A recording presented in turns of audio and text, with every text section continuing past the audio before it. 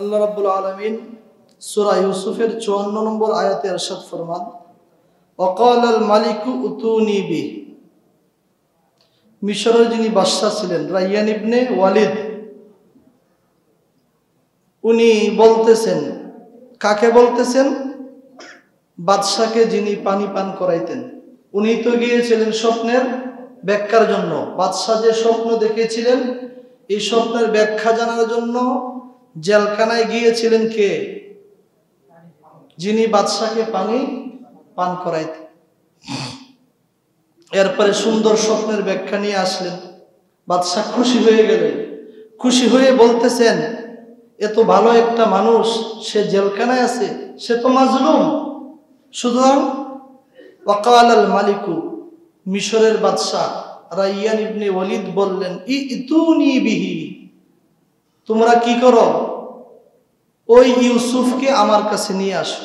আস্তাখলিসহু লিনাফসি, আমি তাকে আমার বিশেষ উপদেষ্টা বানাবো। কি বানাবো? উপদেষ্টা বানাবো। এরপরে ওই পানি পরিবেশন যিনি করাইতেন, বাদশার নির্দেশ পাওয়ার পর, আগে কিন্তু একবার গিয়েছিল আনার জন্য, মনে আছে আপনাদের? উনি আসেন নাই, মনে আছে তো? কেন আসেন নাই? নিজের থেকে অপবাদ দূর করার জন্য, যে বাদশাহ আমাকে ডেকেছেন, এখনই আমি যাব না। কেন এতদিন 12 বছর যাবত আমি জেলখানায় অন্যায় ভাবে ছিলাম, যতক্ষণ পর্যন্ত এটার তদন্ত না হবে ততক্ষণ পর্যন্ত আমি জেল থেকে বের হব না। এটা কিন্তু দ্বিতীয় প্রস্তাব। এটা কোন প্রস্তাব? দ্বিতীয় প্রস্তাব। এখন পানি যিনি পান পরিবেশন করাতেন, উনি গিয়ে বলতেছেন, আমি আপনার কাছে আগেও এসেছিলাম, দ্বিতীয়বার আবার এসেছি। এর মাঝখানে তদন্ত হয়ে গেছে। মাঝখানে কি অনেক ঘটনা ঘটে গেছে, তদন্ত হয়ে গেছে যে ইউসুফ আলাইহিস সালাম কি ছিলেন? নির্দোষ। আগের আয়াতে আমরা আলোচনা করে এসেছি, জুলাইখাও স্বীকার করেছে যে আমি মূলত দোষী ছিলাম। সুবহানাল্লাহ, আল্লাহ কি করিয়েছেন? স্বীকার করিয়েছে। ইউসুফ আলাইহিস সালাম এখন বুঝতেছেন, বস এখন তদন্ত যেহেতু হয়ে গেছে, বাদশাহ আমাকে আহ্বান করেছেন, আমি কি করি? যাই। যাওয়ার প্রস্তুতি নিলেন। জেলখানায় অনেক দিন ছিলেন, অনেকের সাথে মহব্বত ভালোবাসা জন্মেছে, ওনার সুহবতে অনেকেই দিনের পথে এসেছে। এই ধারাবাহিকতায় এখনো কিন্তু আমাদের দেশসহ বিভিন্ন দেশে যারা জেলখানা যান, ভালো মানুষের সুহবতে অনেক মন্দ মানুষ, ডাকাত ছিল, হ্যাঁ, বিশ্ব সন্ত্রাস ছিল, তারা ভালো হয়ে গেছে, এমন প্রমাণ আছে না নাই? অনেক আছে, অনেক আছে। আমাদের ময়মনসিংহের নৌ মুসলিম ওয়াসিক বিল্লাহ নোমানি দামাত বারাকাতুহুল আলিয়া, ওনার সাথে আমি মাহফিলও করেছি, অনেক ভালো মানুষ। ওনার হাতে 300-র উপর মানুষ মুসলমান হয়েছে। আপনি আমি কয়জন করেছি বলেন? এই জন্য এই বিষয়টার প্রতি আমরা লক্ষ্য রাখবো। আসল দাওয়াত কিন্তু আমি আগে বলেছি, আসল দাওয়াত ও মুসলিমদের মধ্যে কি দাওয়াত। আমাদের পরস্পর যে ত্রুটিগুলো আছে এগুলোও দাওয়াত, কিন্তু আসল দাওয়াতের ব্যবহার কিন্তু কি ও মুসলিমদের মধ্যে। যাই হোক, এখন সম্পর্ক হয়ে গেছে। যাওয়ার সময় উনি সাথীদের জন্য দোয়া করলেন, আল্লাহ আমি তো চলে যাচ্ছি, আমার জেলখানার সাথীদের জন্য আপনি উত্তম সাথীর ব্যবস্থা করে দেন। সুবহানাল্লাহ। সাথে সাথে এই দোয়া করেছেন, আল্লাহ তাদের তাড়াতাড়ি কারা মুক্তির ব্যবস্থা করে দেন।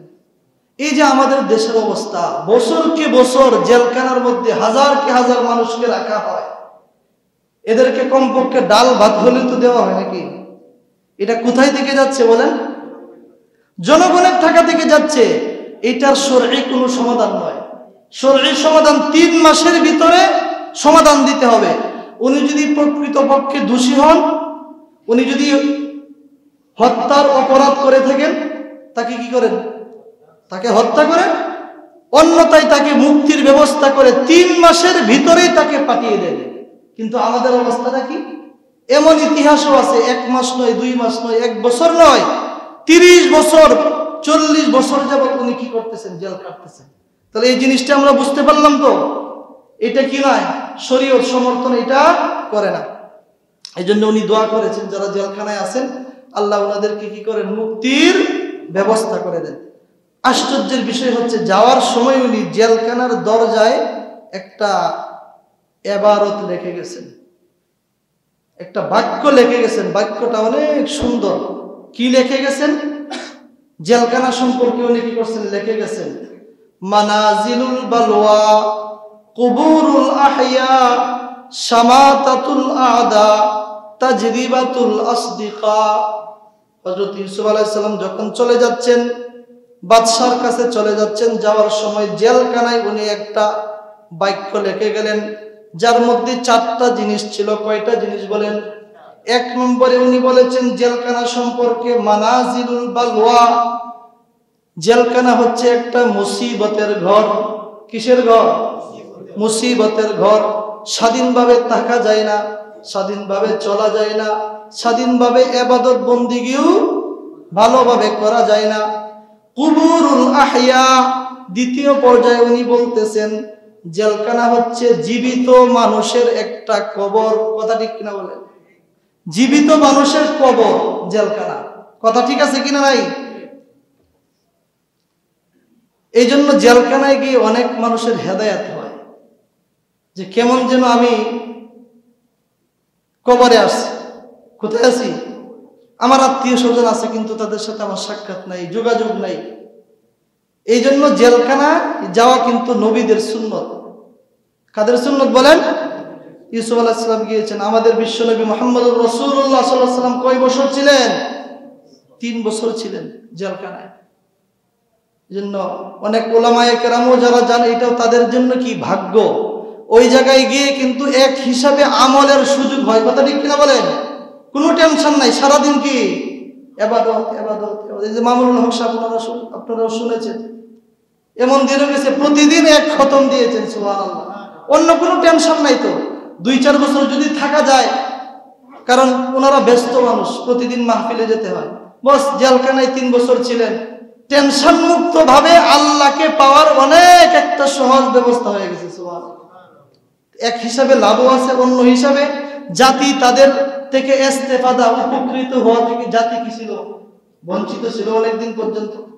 কিন্তু ওনার ব্যক্তিগত কি আছে? ফায়দা আছে। ব্যক্তিগত কি আছে বলেন? ফায়দা আছে। কবরের কথা স্মরণ হয়, হাসরের কথা স্মরণ হয়, যে কবরে আমাকে একা একা থাকতে হবে। এই জিনিসগুলো কি হয়? এই জন্য উনি বলতেছেন কুবুরুল আহইয়া, জেলখানা হচ্ছে জীবিত মানুষের একটা কি গুরুস্থান। 3 নম্বরে বলেছেন শামাতাতুল আদা, শত্রুদের খুশি হওয়ার স্থান। যারা আপনার শত্রু যদি শুনে আপনি জেলখানায় গিয়েছেন, তারা কি হয়? খুশি হয়। অথচ একটা মানুষ, মুমিনের আলামত কি? অপর এক ব্যক্তি যদি বিপদগ্রস্ত হয়, সে কি খুশি হবে নাকি নারাজ হবে? অসন্তুষ্ট হবে, মনের মধ্যে কষ্ট আসবে। আমার আপন ভাই জেলখানায় গেলে কি আমার ভালো লাগবে? ভালো লাগবে না। সুতরাং আমার আরেক ভাই, মুসলমান ভাই, উনি যদি বিপদে পড়েন, আমি যদি খুশি হই, তাহলে বোঝা গেল আমার ইমানের মধ্যে ভেজাল আছে। কথা ঠিক কিনা বলেন? এখন নিজেদের ইমান নিজেরা পরীক্ষা করবেন। অপর ব্যক্তি বিপদে পড়লে আমার খুশি হওয়ার কিছু নয়, তার মুক্তির আমার ব্যবস্থা করা উচিত। 4 নম্বরে বলেছেন তাজরিবাতুল আসদিকা, প্রকৃত বন্ধু চিনার একটা মাধ্যম বা স্থান, বা প্রকৃত বন্ধুদেরকে পরীক্ষা করা যায় জেলখানায় গেলে, যে আমি জেলখানায় আছি, কোন বন্ধু আমার মুক্তির জন্য কি পরিমাণ দোয়া করতেছেন, চেষ্টা করতেছেন। এই জন্য আসল বন্ধুর পরিচয় কোন সময় হয়? সুদিনে নাকি দুর্দিনে বলেন?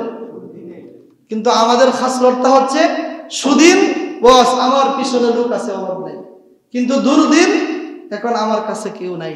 তাহলে বোঝা গেল যে গত সপ্তাহে আলোচনা করেছিলাম আল্লাহ রাব্বুল আলামিন 7 প্রকার মানুষকে আরশে আজিমের ছায়ার নিচে স্থান দিবেন। তার মধ্যে 1 প্রকার ওয়ারাজুলানে তাহাব্বা ফিল্লাহ ইজতামা আলাইহি ওয়া তাফাররাকা, যারা একমাত্র আল্লাহর জন্য কাউকে ভালোবাসে এবং একসাথে বসে, যখন পৃথক হয়, পৃথক হওয়াটাও আল্লাহর ভালোবাসার জন্য হয়। এটা চেষ্টা আমরা করতেছি। আল্লাহ আমাদেরকে তৌফিক দান করে। সংক্ষেপে আলোচনা করতেছি। এরপরে বাদশাহ বলতেছেন আস্তাখলিসু লিনাফসি, তাকে নিয়ে আসো, আমি তাকে কি করব? আমার বিশেষ উপদেষ্টা বানাবো। কি করব? উনি বুঝে ফেলছেন যে ওর মধ্যে কি আছে, অনেক গুণ আছে। মৌলভী সাহেবের মধ্যে কি আছে, অনেক গুণাবলী আছে। স্বপ্নের ব্যাখ্যা কেউ দিতে পারে নাই, মন্ত্রী মিনিস্টার দিতে পারে নাই, উনি দিয়েছেন। এক বাদশার ঘটনা, ওনার মন্ত্রী মিনিস্টারদেরকে একটা পরীক্ষা করলেন। বিশাল বড় একটা পুকুর, সবাইকে প্রশ্ন করলেন এই পুকুরের পানি যদি আমি সিঁচি তাহলে কয় বালতি পানি হবে? পারবেন কেউ উত্তর দিতে? সবাই লাজবাব হয়ে গেছে, এইটা কিভাবে বলা সম্ভব? কয় বালতি পানি এটা হবে, এটা বলা কিভাবে সম্ভব? কে উত্তর দিতে পারে নাই।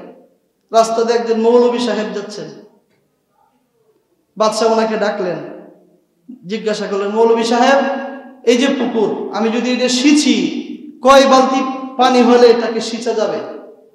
মৌলভী সাহেব সাথে সাথে উত্তর দিয়ে দিলেন যে জাহাপনা, ওই পুকুর পরিমাণ যদি বালতি হয় তাহলে এক বালতি পানি হবে। সুবহানাল্লাহ। আর বালতিটা যদি পুকুরের অর্ধেক হয় তাহলে 2 বালতি। এই হিসাবে আপনার যে পরিমাণ বালতি হবে পুকুরের আকারে, ওই এত বালতি পানির প্রয়োজন হবে। উত্তর দিয়েছেন সঠিক না বেঠিক? সঠিক। এই জন্য মনে রাখবেন, যাদের কাছে কোরআন হাদিসের জ্ঞান আছে ওরা নির্বোধ নয়, ওদের কাছে দুনিয়ার জ্ঞানও কি আছে। এই যে সামনে উনি বলতেছেন ইজআলনি আলা খাজাইনিল আরদ, আমাকে এক খাদ্যমন্ত্রী বানান, সামনের আলোচনা আসতেছে। এই জন্য মুফাসসিরিনে কেরাম লিখছেন নবীদের মধ্যে পরকালীন যে এলেম আছে, জ্ঞান আছে, এর সাথে সাথে দুনিয়াবি জ্ঞানও তাদের মধ্যে ছিল। এমনিতেই এসে যে আল্লাহ কি করেন, তাদেরকে দান করে। তো আস্তাখলিসু লিনাফসি, আমি তাকে কি করব, বিশেষ উপদেষ্টা বানাবো। ফালাম্মা কাল্লামাহু, এরপরে বাদশার কাছে ইউসুফ আলাইহিস সালামকে আনা হলো। আনার পরে ওনার সাথে কথোপকথন হচ্ছে। ইউসুফ আলাইহিস সালাম এসে উনি আরবিতে সালাম দিয়েছেন, আসসালামু আলাইকুম ওয়া রাহমাতুল্লাহ। উনি কিছুই বুঝেন নাই, বাদশা আরবি ভাষা কি বুঝেন নাই। এরপরে ইব্রানি ভাষায় উনি কি করছেন, সালাম দিয়েছেন, এটাও উনি বুঝেন নাই।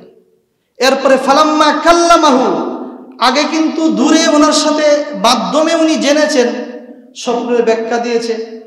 এখন সরাসরি কি হচ্ছে, সাক্ষাৎ এবং কথোপকথন। তো যখন ফালাম্মা কাল্লামাহু, ওনার সাথে কথা বললেন, বাদশা নাকি ইউসুফ আলাইহিস সালামের সাথে 70 ভাষায় কথা বলেছে। সুবহানাল্লাহ। ইউসুফ আলাইহিস সালাম 70 ভাষা সবগুলোই বুঝেছেন এবং 70 ভাষার উনি উত্তর দিয়েছেন। সুবহানাল্লাহ। সাথে সাথে ওনার মধ্যে 2টা বেশি ছিল। এই 2টা কি, একটা আরবি আর একটা ইব্রানি। তা পাস করছে কে, বাদশা না ইউসুফ আলাইহিস সালাম? ইউসুফ আলাইহিস সালাম। এই এখন মহব্বত আরো বেড়ে গেছে। ফালাম্মা কাল্লামাহু, যখন বাদশা রাইয়ান ইবনে ওয়ালিদ ইউসুফ আলাইহিস সালামের সাথে কথা বললেন, কাল, তখন বাদশা বললেন ইন্নাকা লিয়াউমা, নিশ্চয় আজকের দিন আপনি, লাদাইনা, আমাদের নিকট, মাকিনুন, মর্যাদাশালী, আমিনুন, এবং একজন বিশ্বাসভাজন। আপনি আমাদের নিকট আজকে থেকে একজন মর্যাদাশালী এবং বিশ্বাসভাজন ব্যক্তি হিসাবে আপনি আমাদের কাছে কি করবেন, থাকবেন। ক্বালা জাআলনি আলা খাযাইনিল আরদ ইন্নী হাফিজুন আলিম। মাঝখানে আরো অনেক ঘটনা আছে। এরপরেও সূরা ইউসুফের মধ্যে ইউসুফ আলাইহিস সালামের ঘটনা যেভাবে বিস্তারিত এসেছে, কোরআনে কারিমে অন্য কোন নবীর ঘটনা এইভাবে বিস্তারিতভাবে আসে নাই। এই জন্য আল্লাহ রাব্বুল আলামিন সূরা ইউসুফকে কি বলেছেন, আহসানাল কাসাস। সুবহানাল্লাহ। সবচেয়ে উত্তম কি ঘটনা। এই জন্য এই ঘটনা থেকে আমাদের অনেক শিক্ষা নেওয়ার কি আছে, জিনিস আছে। মাঝখানে এই যে স্বপ্নের ব্যাখ্যা আগে তো শুনেছিলেন, এখন সরে জমিনে কি করছেন, ইউসুফ আলাইহিস ঘটনা আছে। বাদশাহকে ইউসুফ আলাইহিস সালাম বললেন, আপনি যে ওই লোকের মাধ্যমে স্বপ্নের ব্যাখ্যা চেয়েছিলেন, আপনার স্বপ্ন কিন্তু পুরোপুরি আমার কাছে আপনি পৌঁছান নাই। আপনার স্বপ্নের পুরোপুরিটা এমন ছিল। সুবহানাল্লাহ। এটা উনি বলে দিয়েছেন। ব্যাখ্যা আবার সরে জমিনে সামনাসামনি কি করছেন, শুনিয়েছেন। এরপরে এই যে বলা হয়েছিল আগে, মনে আছে তো, 7 বছর কি হবে, ভালো ফসল হবে। এমনকি পাথরে জমিনের মধ্যেও আল্লাহ প্রথম 7 বছরে কি করবেন, অনেক সম্পদ দিবেন। পরের 7 বছরে কি আসবে, দুর্ভিক্ষ আসবে। এই যে একটা বিশাল চ্যালেঞ্জ, এই চ্যালেঞ্জের মোকাবেলা কিভাবে আমি করব? বাদশাহ বলতেছেন সারা পৃথিবীর মানুষকে আমি একত্রিত করলো, এটার সমাধান আমার কাছে নাই। এই জন্যই হযরত ইউসুফ আলাইহিস সালাম নিজের পক্ষ থেকে বললেন, ইউসুফ আলাইহিস সালাম বললেন, ইজআলনি আলা খাযাইনিল আরদি, টেনশনের কোনো কিছু নাই, আমাকে আপনি জমিনের খাদ্যমন্ত্রী বানিয়ে দেন। সুবহানাল্লাহ। আপনার রাষ্ট্রের আমাকে খাদ্যমন্ত্রী বানিয়ে দেন। এখানে একটা প্রশ্ন, উনি কিন্তু নিজে চেয়েছেন। কোন পদ নিজের পক্ষ থেকে চেয়ে নেওয়া জায়েজ আছে কিনা, এটা একটা মাসআলা। নিজের পক্ষ থেকে চেয়ে, হুজুর আমি সভাপতি হতে চাই, আমি এই হইতে চাই, আমি সেই হইতে চাই, এটা জায়েজ আছে কিনা, এ থেকে আমাদের মাসআলা বের হয়। জায়েজ আছে এক সুরতে, যদি যোগ্য অন্য কোনো ব্যক্তি না থাকে, আপনি যোগ্য, তাহলে আপনার জন্য ওই দায়িত্ব চেয়ে নেওয়া কি আছে। শুধু যোগ্য হলে হবে না, রক্ষক যেন ভক্ষক না হয়। রক্ষক যেন কি, আর রক্ষক ভক্ষক হবে না কোন সময়, যখন তার মধ্যে পরকালের ভয় থাকবে, কবরের ভয় থাকবে, হাসরের ভয় থাকবে, আল্লাহর আদালতে দাঁড়িয়ে আমার জীবনের হিসাব দিতে হবে, এই ভয় যার মধ্যে আছে তার জন্যই দায়িত্ব নেওয়া উচিত। অন্যথায় এই দায়িত্ব নেওয়াই তাকে জাহান্নামে নিয়ে যাবে। কথা ঠিক কিনা বলেন? এই জন্য দায়িত্ব নেওয়াটা কিন্তু সহজ নয়। এই আকাবিদদের জীবনী দেখেন, দায়িত্ব দিতে চেয়েছিলেন ইমাম আবু হানিফাকে, গভর্নর বানানোর প্রস্তাবে এসেছিল, উনি নেন নাই। আর আমরা নেওয়ার জন্য কি লক্ষ লক্ষ নয়, কোটি কোটি টাকা নষ্ট করি। কারণ আমি যদি 5 বছর থাকতে পারি, কোটি গেলে সমস্যা কি, আমি তো আরো কয়েক বিলিয়ন মিলিয়ন আমি কি করব, উঠিয়ে নিব। এই মন মানসিকতা আমাদের, ডাক্তারদের মন মানসিকতা এরকম হয়ে গেছে, যার কারণে ডাক্তাররা এখন কষাই। সেবা আছে, সেবা নাই। এই জন্য জেনারেল শিক্ষিত ভাই যারা আছেন তাদেরকেও আমরা বলি, ওই লাইনে আছেন কিন্তু খেদমত, ইঞ্জিনিয়ার হন, মানুষের খেদমতের নিয়তে কাজ করবেন। এত টাকা দিয়ে কি করবেন? মোটামুটি আপনার দুনিয়াতে চলতে পারেন, এতটুকু হইলেই তো হলো নাকি? এরপরে বাকিটুকু কি করেন? ওই দিন আমি এক কিতাবে পড়লাম, মক্কা মদিনার যিনি ইঞ্জিনিয়ার ছিলেন, মসজিদে নববীর যিনি ইঞ্জিনিয়ার, বাইতুল্লাহর যিনি, বাইতুল্লাহ বলতে মসজিদুল হারাম, মূল কাবা না, মসজিদুল হারামের যিনি ইঞ্জিনিয়ার, ওনার বাড়ি মিশর। উনি এই দুইটার কাজ করার পরে উনি বিনিময়ে 1 টাকাও নেন নাই। সুবহানাল্লাহ। উনি মুসলমান, উনি বলেছেন ইচ্ছা করলে বিলিয়ন কি বিলিয়ন উনি এর থেকে নিতে পারতেন, কিন্তু নেন নাই। উনি এক কথাই বলেছেন, আমি এটা আল্লাহকে খুশি করার জন্য করেছি। কিন্তু এই মন মানসিকতা কয়জনের আছে? এই জন্য ওই মন মানসিকতা নিয়ে কাজ করেন, ইনশাল্লাহ তাহলে আল্লাহ আপনাদেরকেও কি করবেন, জাযা দিবেন ইনশাল্লাহ এটার বিনিময়ে। তাহলে যোগ্যতা যদি থাকে তাহলে চেয়ে পদ নেওয়া কি আছে, জায়েজ আছে।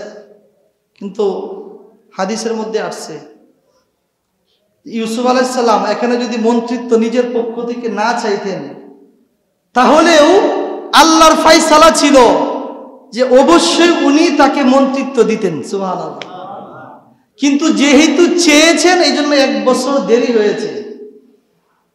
কিভাবে দেরি হয়েছে? বাদশাহ বলেছেন এ রাষ্ট্রীয় কাজ করার জন্য কিছু প্রশিক্ষণের প্রয়োজন আছে। কি প্রয়োজন আছে? প্রশিক্ষণ। এই জন্য শেখ সাদি রহমতুল্লাহ আলাইহি বলেছেন, কেউ যদি ইউসুফ আলাইহিস সালাতু ওয়াস সালাম থেকে আরো দক্ষ ব্যক্তি হয়, তাহলেও কমপক্ষে 1 বছর প্রশিক্ষণ ব্যতীত তার জন্য দায়িত্ব নেওয়া জায়েজ নেই। কারণ সমস্যা হবে। কি হবে? সমস্যা হবে। তো যাই হোক, উনি যেহেতু চেয়েছেন, এই জন্য উনাকে সম্মানে 1 বছর রেখেছেন। এরপরে উনি কি করেছেন, তাকে খাদ্যমন্ত্রীর দায়িত্ব দিয়েছেন। এরপরে খাদ্যমন্ত্রী কে ছিল মনে আছে? কে? আজিজে মিশর। এই যে জুলাইখার স্বামী, জুলাইখার স্বামী কি ছিল? আজিজে মিশর। 1 বছর পরে উনার মাথায় কি করছেন, উনি মুকুট পরিয়ে হাতে আংটি পরিয়ে দিয়েছেন। সুবহানাল্লাহ। দায়িত্ব দিয়ে গেছেন।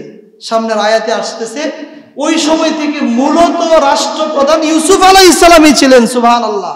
আর বাকি রাইয়ান ইবনে ওয়ালিদ পিছন থেকে শুধু কোনো মতে ছিলেন। মূলত ওনার ইশারাই কি চলতো, রাষ্ট্র পরিচালনা হতো। ইজালনি আলা খাজাইনিল আরদি, আপনি আমাকে খাদ্যমন্ত্রীর দায়িত্ব দেন। কেন দেন? যোগ্যতা আছে। ইন্নী হাফিজুন আলিম, নিশ্চয় আমি রক্ষণাবেক্ষণে পারদর্শী। রক্ষক, আমি ভক্ষক হব না। জনগণের মাল আমার কাছে আমানত থাকবে, আমি এই আমানতকে যথাযথভাবে হেফাজত করব, এই ভয় আমার মধ্যে আছে। এটাই বলছেন হাফিজুন, জনগণের মাল আমি খাবো না, এটাকে আমি যথাযথ কি করব, হেফাজত করব। সাথে সাথে খাদ্যমন্ত্রী হওয়ার জন্য এলেম লাগবে, জ্ঞান লাগবে। আলিমুন, এই ব্যাপারে আমি সুবিজ্ঞ, আমার অভিজ্ঞতা এই বিষয়ে আছে, সুতরাং আপনি আমাকে কি করতে পারেন, এই দায়িত্ব অর্পণ করতে পারেন। এরপরে 1 বছর পরে উনি দায়িত্ব পেলেন। পাওয়ার পরে মাঝখানে আরো অনেক ঘটনা ঘটে গেল। এখানে আর একটা, আপনারা অনেকেই আশায় আছেন, ওই যে জুলাইখার সাথে অনেক কিছু ঘটলো, এখন জুলাইখার অবস্থাটা কি? প্রধানমন্ত্রিত্ব মানে কি, খাদ্যমন্ত্রীর পদ থেকে এখন কিন্তু বাতিল হয়েছে কে? জুলাইখার স্বামী। এইদিকে জুলাইখার অবস্থা আরো কঠিন, এমন কঠিন, কিতাবে আসছে, তাফসীরের কিতাবে, জুলাইখা এখন স্বামী হারা, তার স্বামী মারা গেছে কিছুদিন পর। একটা ছায়া ছিল, স্বামীর ছায়াও শেষ। এইদিকে তার অর্থনৈতিক অবস্থা এমন হয়েছে, এখন সে রাস্তার ভিখারিনী। রাস্তার কি? কুলিল্লাহুম্মা মালিকাল মুলকি তুতিল মুলকা মান তাশা ওয়া তানজিউল মুলকা মিম্মান তাশা ওয়া তুইজ্জু মান তাশা ওয়া তুযিল্লু মান তাশা বিয়াদিকাল খায়র ইন্নাকা আলা কুল্লি শাইইন কাদির। উনি ছিলেন খাদ্যমন্ত্রীর স্ত্রী, এখন উনি হয়েছেন ভিখারিনী। আল্লাহু আকবার। কে করেছেন? কাদেরে কুদরত তুদারি হরচে খাহি আকুনি মুর্দারা তো জানে বখশিশ জিন্দারা বেজাকুনি। শক্তিকার আল্লাহ, এই শক্তি আল্লাহর। এই জন্য আমরা যেন শক্তি পেয়ে বাহাদুরি না করি। 1 সেকেন্ডের বিষয়, আল্লাহ মুহূর্তে আমার অবস্থাকে কি করতে পারেন, পরিবর্তন করতে পারেন। এই জন্য এইগুলো থেকে আমাদের কি করতে হবে, শিক্ষা নিতে হবে। এই জন্য এক কবি বলেন, গাহ গুদারা মুলক বখশি, গাহ গুদারা মুলক বখশি, গাহে সারা চুগুদা আজবরায়ে নিমনান দরবদর হাইরা কুনি, আজবরায়ে নিমনা দরবদর হাইরা কুনি। আল্লাহ রাব্বুল আলামিন বাদশাকে ফকির বানাইতে পারেন এবং ফকিরকে বাদশা বানাইতে পারেন। বাদশা ছিল, বাদশার স্ত্রী ছিল, এখন একটা রুটির জন্য মানুষের দ্বারে দ্বারে সে ভিখারিনী হিসাবে ঘুরে। এই শক্তি কার হাতে বলেন? আল্লাহর হাতে। সাথে সাথে অন্ধ হয়ে গেছে, অবস্থা আরো কঠিন না? আরো কঠিন, অন্ধ হয়ে গেছে। কার ষড়যন্ত্রে? ইউসুফ আলাইহিস সালাম গিয়েছিলেন জেলখানায়, বলেন, এই জুলাইখা। আর সাথে হেল্প করেছিল কে? কে? তার স্বামী। তার স্বামীকে আজিজে মিশর। এখন মন্ত্রিত্ব চলে গেছে, নিজের মন্ত্রিত্ব কি? এই যে জুলুমের বিচার, আমি আপনাদেরকে অনেক বলেছি, জুলুম যদি কারো উপর করেন, মৃত্যুর পরে তো বিচার হবেই। এই জুলুমের বিচার কিন্তু দুনিয়াতে হয়। এগুলো আমরা দুনিয়াতেই দেখতেছি, আল্লাহ আমাদেরকে দেখাচ্ছেন। ফাতাবিরু ইয়া উলিল আবসার, এগুলো থেকে আমাদের কি নিতে হবে? শিক্ষা নিতে হবে। এখন ইউসুফ আলাইহিস সালাম খাদ্যমন্ত্রী, মূলত বলেছি খাদ্যমন্ত্রী না, মূলত সব দায়িত্ব এখন মূলত কি তার হাতেই। উনি রাস্তায় যখন বের হন, 1000 নয় লক্ষ মানুষ তার সাথে যায়। এই অবস্থা শুনেছে কে? জুলাইখা। যে এখন ইউসুফ তো এই শান শৌকতে আছে, এখন সে তো ভিখারিনী, ঠিক মতো খাবার পায় না। সে মানুষকে জিজ্ঞাসা করে, আমি যদি ইউসুফকে বলি আমাকে কি সাহায্য করবে? কেউ বলে তুমি বলতে পারো, দেখতে পারো। আর কেউ কেউ বলে, না সাবধান, তুমি চাইলে কাজ হবে না, কারণ তোমার ষড়যন্ত্রেই এতদিন পর্যন্ত ইউসুফ কোথায় ছিল? জেলখানায় ছিল। এই মেসেজটা হযরত ইউসুফ আলাইহিস সালামের কাছে আসছে। কার কানে আসছে? ইউসুফ আলাইহিস সালামের কাছে আসছে। আর একদিনের ঘটনা, ইউসুফ আলাইহিস সালাম রাস্তা দিয়ে যাচ্ছেন, তো রাস্তা দিয়ে যাচ্ছেন, জুলাইখাও বুঝতেছে কে যাচ্ছে, ইউসুফ আলাইহিস সালাম। এই সময় অন্ধ জুলাইখা ইউসুফ আলাইহিস সালামকে শুনিয়ে শুনিয়ে কয়েকটা বাক্য বলেছে। এটা কি? সুবহানা মান জাআলাল মুলুকা আবিদান লিমাসিয়াতিহি ওয়া জাআলাল আবিদা মুলুকান লিতাআতিহি। সুবহানাল্লাহ। উনি বলতেছেন সুবহানা মান, ওই সত্তা কতই না পবিত্র, জাআলাল মুলুকা আবিদান, যে বাদশাকে গোলাম বানাইতে পারেন, লিমাসিয়াতিহি, নাফরমানির কারণে। কথা ঠিক কিনা বলেন? তার স্বামী কি ছিল? খাদ্যমন্ত্রী ছিল। সে খাদ্যমন্ত্রীর স্ত্রী ছিল, তারা নাফরমানি করেছে। আল্লাহ এখন তাদেরকে ক্ষমতার স্থান থেকে সরিয়ে এখন বানিয়েছেন ফকির। ওয়াজআলাল আবিদা মুলুকান লিতাআতিহি, আর যে ছিল মূলত গোলাম, ইউসুফ আলাইহিস সালাম কি ছিলেন? গোলাম ছিলেন। গোলাম হিসেবে বিক্রি হয়ে তার ঘরে এসেছিলেন।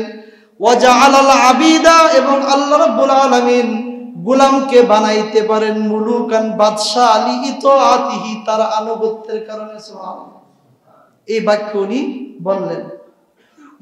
এরপর ইউসুফ আলাইহিস সালাতু ওয়াস সালাম তার অবস্থাগুলো সব শুনলেন, মাঝখানে অনেক কিছু ঘটনা। এরপরে উনি বলতেছেন ওই মহিলাটা কে? ইউসুফ আলাইহিস সালাম জিজ্ঞাসা করতেছেন, কারণ এখন তো আগের অবস্থা নাই, আগের রূপ নাই, শান সৈকত নাই। আগে তো উনি অন্ধ ছিলেন না, এখন অন্ধ হয়ে গেছেন। ইউসুফ আলাইহিস সালাম জিজ্ঞাসা করতেছেন এই মহিলাটা কে? লোকেরা বলতেছে উনি জুলাইখা। উনি নিজের ভাষায় উনি বলতেছেন, আমি ওই মহিলা, যে মহিলা তোমার চুলকে আছড়ে দিত, তোমার যে মহিলার ঘরে তুমি ছিলে, আমি হচ্ছি ওই জুলাইখা। সুবহানাল্লাহ। যাই হোক, এরপরে তার এই করুণ অবস্থা দেখে ফাবাকা ইউসুফ বুকাআন শাদীদা, ইউসুফ আলাইহিস সালাম কি করলেন? অনেক তার অবস্থা দেখে কান্নাকাটি করলেন। যাই হোক, মাঝখানে অনেক লম্বা ঘটনা। সামনের আসল যে ঘটনার অপেক্ষায় আমরা আছি, এই ঘটনায় আমরা যাই। ইউসুফ আলাইহিস সালাম কি করলেন? ওই জুলাইখাকে বিবাহ করলেন। সুবহানাল্লাহ। নবীদের শান দেখেছেন? যার ষড়যন্ত্রে উনি জেলখানায় গিয়েছেন, 12 বছর জেলখানায় ছিলেন, ওই অসহায় নারী ইউসুফ আলাইহিস সালাম কি করলেন? তার কাছে দুধ পাঠাইলেন, বিবাহের পয়গাম দিয়ে পাঠালেন। প্রথমে বললেন 2টা প্রস্তাব, তুমি জুলাইখার কাছে যাও, আমি তার কঠিন অবস্থার কথা শুনেছি, গিয়ে বলো তোমার যদি স্বামী না থাকে তাহলে আমি তোমাকে আমার স্ত্রী হিসাবে কবুল করতে রাজি আছি। সুবহানাল্লাহ। এই জন্য হাদিসে আসছে, মান লাম ইয়াশকুরিন নাস লাম ইয়াশকুরিল্লাহ, যে ব্যক্তি আল্লাহর কৃতজ্ঞতা আদায় করে না, সে, যে ব্যক্তি মানুষের কৃতজ্ঞতা আদায় করে না, সে আল্লাহরও কৃতজ্ঞতা আদায় করে। উনি তো তার ঘরে লালিত পালিত হয়েছেন। জুলাইখার ইহসান ইউসুফ আলাইহিস সালামের উপর আছে না নাই? অনেক আছে। ওনাকে আদর করেছেন, বড় করেছেন। এই জন্য এই বিষয়গুলো ওনার স্মরণ হয়েছে। মাঝখানে যে ওনার ষড়যন্ত্রে জেলখানায় গিয়েছেন, মুমিনের আলামত তো এটাই, কেউ আপনার সাথে খারাপ ব্যবহার করেছে, আপনি তার সাথে ভালো ব্যবহার করেন। কেমন ভালো ব্যবহার করেছেন? উনি এখন প্রধানমন্ত্রী না, খাদ্যমন্ত্রীর স্ত্রী হিসাবে কবুল করার জন্য পয়গাম পাঠিয়েছেন। এরপরে উনি বলেছেন, তোমার স্বামী যদি দুনিয়াতে বেঁচে থাকে, এরপরেও তুমি করুণ অবস্থায় থাকো, তাহলে আমি তোমাকে আমার সাধ্য অনুযায়ী সব দিক থেকে তোমাকে সহযোগিতা করার জন্য আমি কি আছি? প্রস্তুত আছি। তো যাই হোক, দুধ গিয়ে যখন এই কথা বললো, আসলে তো তার স্বামী মারা গেছে। স্বামী কি মারা গেছে? উনি বলতেছেন যে ইউসুফ আলাইহিস সালাম খাদ্যমন্ত্রী আপনাকে বিবাহ করার জন্য প্রস্তুত। জুলাইখা বলতেছে, আপনি আমার সাথে আর উপহাস করিয়েন না, আমার ষড়যন্ত্রে উনি জেলখানায় গেছেন, উনি আমাকে আবার বিবাহ করবেন, এগুলো কি বলতেছেন? তো যাই হোক, আর এক দিনের ঘটনা। ইউসুফ আলাইহিস সালাম রাস্তা দিয়ে যাচ্ছেন, ওই জুলাইখাকে রাস্তায় অসহায় অবস্থায় দেখতে পেলেন। এরপর ইউসুফ আলাইহিস সালাম তাকে জিজ্ঞাসা করলেন জুলাইখাকে, আচ্ছা জুলাইখা, ওই আগে তুমি আমার প্রতি যেমন আসক্ত ছিলে, আমার প্রতি তোমার যেমন ভালোবাসা ছিল, এখন তো তুমি ভিখারিনী হয়েছো, অন্ধ হয়ে গেছো, অসহায় হয়ে গেছো, এখনো কি আমার প্রতি তোমার এমন ভালোবাসা আছে? প্রশ্ন কে করছেন? ইউসুফ আলাইহিস সালাম। জুলাইখা সঙ্গে সঙ্গে উত্তর দিল, যে আপনার চোখের দিকে একবার তাকানো দুনিয়া এবং দুনিয়াতে যা কিছু আছে তার থেকে শ্রেষ্ঠ। তো মহব্বত এখনো কমে নাই। তাফসীরে কুরতুবীতে আসছে, যুবকরা শিক্ষা নেন, ইউসুফ আলাইহিস সালামকে উনি যখন প্রস্তাব দিয়েছেন খারাপ কাজের জন্য, ফুস দিয়েছিলেন, বলেছিলেন ইয়া ইউসুফ মা আহসানা ওয়াজহাক, হে ইউসুফ তোমার চেহারাটা কতই না সুন্দর। আপনাকে যদি একটা মেয়ে বলে একদম মোমের মতো বলে যাবে তোমার চেহারাটা কতই না সুন্দর, মোবাইলে বললে তো আরো শেষ। শিক্ষা নেন, শিক্ষা। সঙ্গে সঙ্গে ইউসুফ আলাইহিস সালাম উত্তর দিয়েছেন সাওয়ারানি রব্বি ফি রাহমি উম্মি, হে জুলাইখা তোমার নরম গলানো কথায় আমি গুনাহের দিকে যেতে পারি না। এই যে আমার সুন্দর আকৃতি দেখতেছো, সাওয়ারানি রব্বি ফি রাহমি উম্মি, এই সুন্দর আকৃতি আমি বানাই নাই, আমার পিতামাতাও আমাকে এই সুন্দর আকৃতি দেন নাই। সাওয়ারানি রব্বি ফি রাহমি উম্মি, আমার মায়ের পেটে আমার রব আমাকে সুন্দর আকৃতি দিয়েছেন। সুবহানাল্লাহ। যে রব আমাকে তো সুন্দর আকৃতি দিয়েছেন, এই রবের নাফরমানি আমি কিভাবে করতে পারি? এরপরে সামনে বাড়িয়ে জুলাইখা বলল ইয়া ইউসুফ মা আহসানা শারাক, হে ইউসুফ তোমার চুলগুলো কতই না সুন্দর।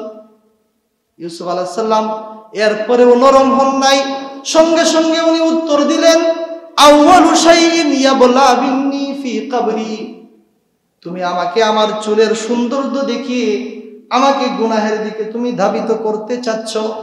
জানো, তুমি জানো চুল তো ওই জিনিস, আউয়ালু এটা প্রথম বস্তু যেটা কবরে আমার থেকে আমার শরীর থেকে পৃথক হয়ে যাবে।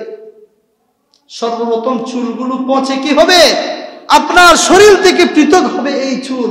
সুতরাং এই চুলের ধোঁকা দিয়ে তুমি আমাকে খারাপ কাজের দিকে নিতে পারবে। যাই হোক, ইউসুফ আলাইহিস সালাম যখন দেখলেন এত কিছুর পরেও আমার প্রতি তার মহব্বত এখনো কি হয় নাই, কমে নাই, এরপর ইউসুফ আলাইহিস সালাম তার সাথে যারা ছিলেন বললেন তোমরা যতটুকু সম্ভব ওই তার অসহায় অবস্থাটাকে একটু দূর করে তাকে একটু মোটামুটি গুছাও, তার সাথে আমি বিবাহ কার্য সম্পন্ন করে নেব। এরপরে কিছুক্ষণের মধ্যে উনি উনাকে স্ত্রী হিসাবে কবুল করে নিলেন। সুবহানাল্লাহ। এরপরে প্রথম রাত্র, মনে রাখবেন প্রথম রাত্রে স্ত্রীর কাছে যাওয়ার আগে 2 রাকাত নামাজ পড়া সুন্নাত। কয়জনই আমল করেন? বিবাহ মানে হুজুর সব প্রস্তুত। কি করে প্রস্তুত? হুজুর শুধু শাড়ি কিনাটা বাকি আছে, সব প্রস্তুত।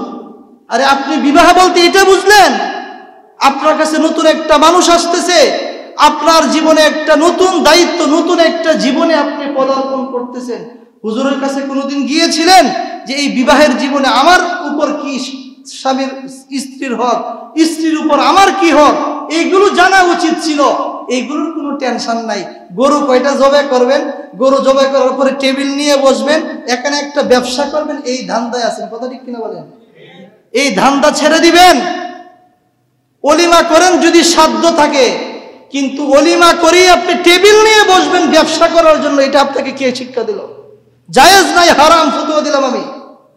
টেবিল নিয়ে বসছেন আবার সাথে খাতা কলম, কারণ একদম ড্যাগার দিয়ে আপনি তাকে ঢোকাচ্ছেন। খাইছো 200, দিতে হবে কমপক্ষে 500। কথা ঠিক কিনা বলেন? লা ইয়াহিল্লু মাল ইমরিন ইল্লা বিতিবি নাফসিহি, মানুষের সন্তুষ্ট চিত্ত ব্যতীত তার টাকা নেওয়া জায়েজ নাই। এখন আপনি দাওয়াত দিয়েছেন, আমাদের মুজিবুর রহমান সাহেব আমাদের কমিশনার চলে গেছেন, 7 তারিখে ওনার সাথে একটা বিবাহ অনুষ্ঠানে আমি গিয়েছিলাম। আমার সাথে এই কথা উনি বলতেছিলেন যে হুজুর দাওয়াত তো একাধিক আছে, মেয়েকে এবং স্ত্রীকে পাঠাইছি এক জায়গায়, আমি আসছি আরেক জায়গায়। আমি সাথে সাথে বললাম আপনাকে একাধিক দাওয়াত রাখতে বলছে কে? দাওয়াত আসবে একাধিক, প্রথম যেটা আসছে এটাকে আপনি নেন। যাই হোক, আমি যে জিনিসটা বলতেছিলাম, বিবাহ অনেকে হয়তো করেন নাই, ঠিক আছে না? অলিমা করা সুন্নত, ওয়ালাউ বিশাতিন। আল্লাহ রাসূল বলেছেন বকরি, ওই সময় ছোট বকরি ছিল। মানে আমাদের বর্তমান যদি ধরেন একটা মুরগি, আপনার যদি সাধ্য না থাকে একটা মুরগি জবাই করে 2-4 জনকে আপনি খাওয়াই দেন, ওই বিবাহের যে অলিমার সুন্নত আদায় হয়ে যাবে। এখন 5 লক্ষ টাকা দিয়ে সার আনলেন, এখন আপনার ব্যবসা, কয় 7 লক্ষ উঠবে, সমস্যা কি? 5 লক্ষ গেলে জায়েজ কাজ করলেন না হারাম করলেন?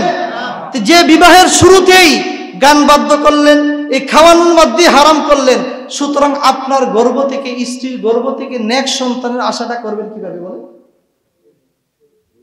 তো যাই হোক, বলতেছিলাম এখানে অনেক কিছু জানার আছে, মেহেরবানি করে কি করবেন, এগুলো জেনে পরে বিবাহ করবেন। আমার একটা কিতাব আছে, গল্পের সিঁড়ি বয়ে খুদার দুয়ারে, এটার মধ্যে যারা বিবাহ করেন নাই তাদের জন্য অনেক লম্বা মেসেজ আছে, কয়েক পৃষ্ঠা ব্যাপী।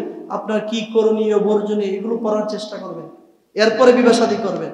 তো যাই হোক, ওনার বাসর রাত, উনি নামাজে দাঁড়িয়ে গেছেন। এই জন্য নামাজে দাঁড়ানো, স্ত্রীর কাছে যাওয়ার আগে কি করা, নামাজে দাঁড়াবেন, ওনাকেও নামাজ পড়তে বলবেন, শুকর আদায় করবেন যে আল্লাহ আমাকে হালাল স্ত্রীর ব্যবস্থা করে দিয়েছেন।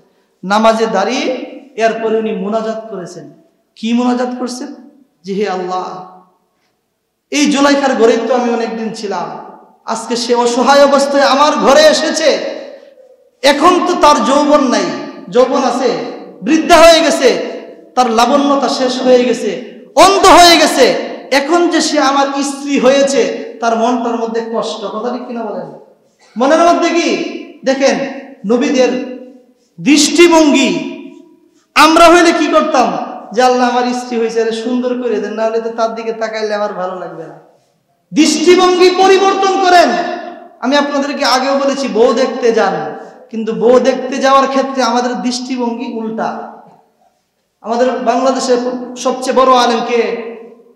আমাদের খতিব সাহেব হুজুর মুফতি আব্দুল মালিক সাহেব, জাতীয় বাইতুল মুকাররমের খতিব। উনি বলেছেন, ওনার ছেলে আমাদের মাদ্রাসায় পড়তো, নিজামিয়া, নিজে শুনেছি, উনি বলেছেন দৃষ্টিভঙ্গি পরিবর্তন করেন। আপনি মেয়ে দেখতে যান পুণ্যতে, যে ছেলেটার মেয়েটাকে পছন্দ হয় কিনা, এই নিয়তেই তো যান, না অন্য কোনো নিয়তে গিয়েছেন? এই নিয়তেই যান। উনি বলেছেন এই দৃষ্টিভঙ্গিটা সম্পূর্ণ এটা কি ভুল। কারণ আল্লাহ পুরুষের জন্য 4টাকে জায়েজ রাখছেন। একটা স্ত্রী যদি আপনার পছন্দ না হয়, বাকি অপশন কয়টা আছে? 3টা আছে। কিন্তু মেয়ের ক্ষেত্রে তা আপনার উচিত ছিল, আমি মেয়েকে দেখতে যাচ্ছি, মেয়েটা আমাকে পছন্দ করে কিনা। সুবহানাল্লাহ। জীবনে এই ওয়াজটা কেউ শুনছেন? কে কে শুনছেন? হাত উঠান। একজনও না, দেখছেন? একজনও। এই জন্য বড়দের সুহবতে গেলে জানতে পারবেন। এখন সুহবত মোবাইল, সুহবত কার হয়ে গেছে? মোবাইলের। আল্লাহ ওয়ালাদের সুহবতে যেতে হয়।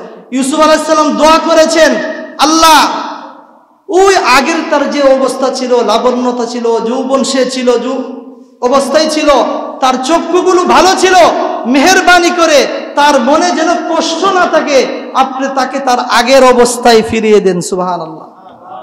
উনি দোয়া করছেন।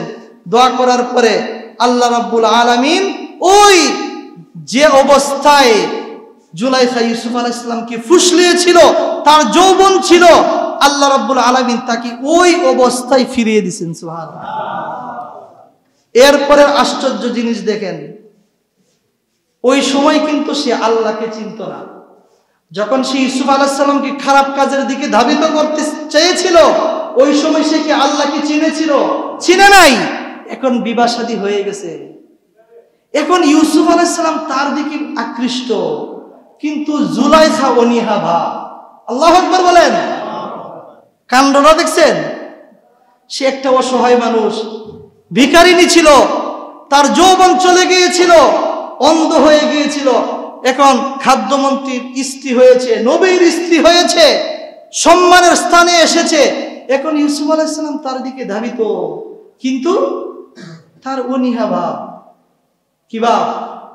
অনীহা ভাব। কেন? আমার শায়েখ উত্তর দিয়েছেন সংক্ষিপ্ত ভাষায়। ইউসুফ আলাইহিস সালাম তাকে বলেছেন যে তোমার এই অবস্থা কারণটা কি?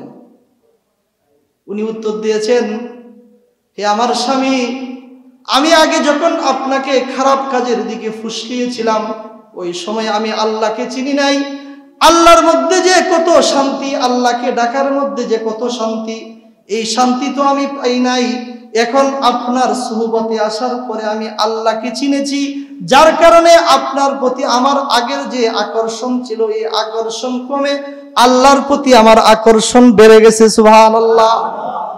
এই জন্য কবি বলেন, আবে জমজম খুরদাবুদাম আবে শুরা কাই খুরাম, আবে জমজম খুরদাবুদাম আবে শুরা কাই খুরাম, বাদশাহত করদাবুদাম পাসে বানি কাই কুনাম, বাদশাহত করদাবুদাম পাসে বানি কাই কুনাম। যে ব্যক্তি সব সময় জমজমের পানি খেয়ে অভ্যস্ত, তাকে যদি লুনা পানি দেন সে কি এটাকে গ্রহণ করবে? যে ব্যক্তি বাদশাহী করেছে তাকে যদি দারোয়ানের কাজের মধ্যে লাগিয়ে দেন সে কি এই কাজ করতে পারবে? জুলাইখার অন্তরে আগে আল্লাহর মহব্বত ছিল না, এখন রবের মহব্বত এসে গেছে। এখন সে বিবাহ যদিও হয়েছে কিন্তু ইউসুফ আলাইহিস সালাতু ওয়াস সালামের তুলনায় আল্লাহর প্রতি সে আকৃষ্ট বেশি। এখন এখানে একটা ভুলের শিকার যেন না হন। তাহলে ইউসুফ আলাইহিস সালাম কি আল্লাহ থেকে জুলাইখার প্রতি বেশি আকৃষ্ট হয়েছেন? বিষয়টা কিন্তু এরকম না, এটা একটা অবস্থার পরিপ্রেক্ষিতে বলা হয়েছে। এই জন্য ওই ভুলের দিকে যেন আমরা না যাই। সামনে অনেক আলোচনা ছিল, বিস্তারিত যাচ্ছি না, এখন শুধু আয়াতের অর্থগুলো সামনে শুনেন। ওয়াকাযালিকা মাক্কান্না লিইউসুফা ফিল আরদি, আল্লাহ রাব্বুল আলামিন বলেন আমি এভাবেই ইউসুফকে দেশের মধ্যে আমি প্রতিষ্ঠিত করলাম।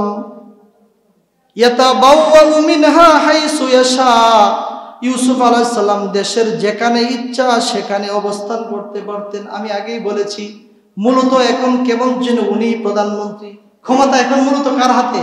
যেখানে ইচ্ছা যখন ইচ্ছা উনি যেতে পারেন। শক্তি কার হাতে? এই শক্তি কে দিয়েছেন? আল্লাহ দিয়েছেন। নুসিবু বিরহমাতিনা মান নাশা, আল্লাহ রাব্বুল আলামিন বলেন আমি আমার দয়ায় যাকে ইচ্ছা আমি আমার রহমত দান করি। ওয়ালা নুযিউ আজরাল মুহসিনিন, আর যারা পুণ্য কাজ করে নেক কাজ করে ওই নেক কাজদের প্রতিদানকে আমি দুনিয়াতে ধ্বংস করি না, পরে কালেও ধ্বংস করব না।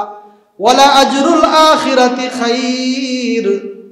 এখন ইউসুফ আলাইহিস সালাম দুনিয়াতে একটা রাষ্ট্রের দায়িত্ব পেয়েছেন। অনেকেই তো রাষ্ট্রের দায়িত্বের প্রতি আমরা কি লুবি না?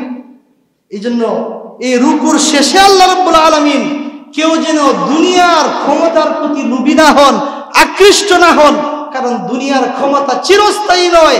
আসল ক্ষমতা কোনটা?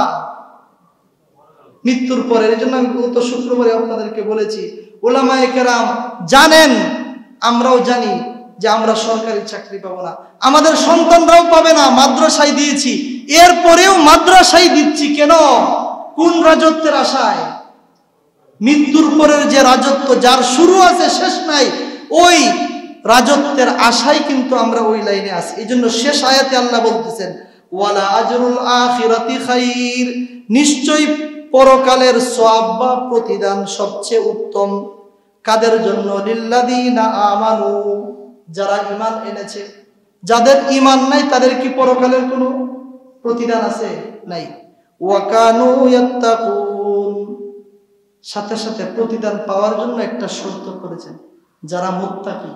যারা কি মুত্তাকি?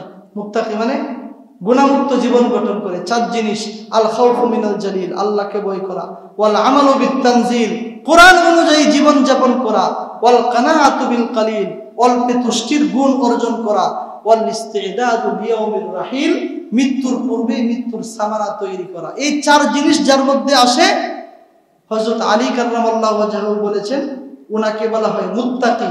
আর আল্লাহ কোরআনে কারীমের উপর আয়াতে বলেছেন ওয়াল আখিরাতু ইনদা রাব্বিকা লিল মুত্তাকিন, আখিরাতের রাজত্ব কাদের জন্য হবে? যারা মুত্তাকি তাদের জন্য হবে। আল্লাহ রাব্বুল আলামিন আমাদের সকলকে আমলের তৌফিক দান করেন।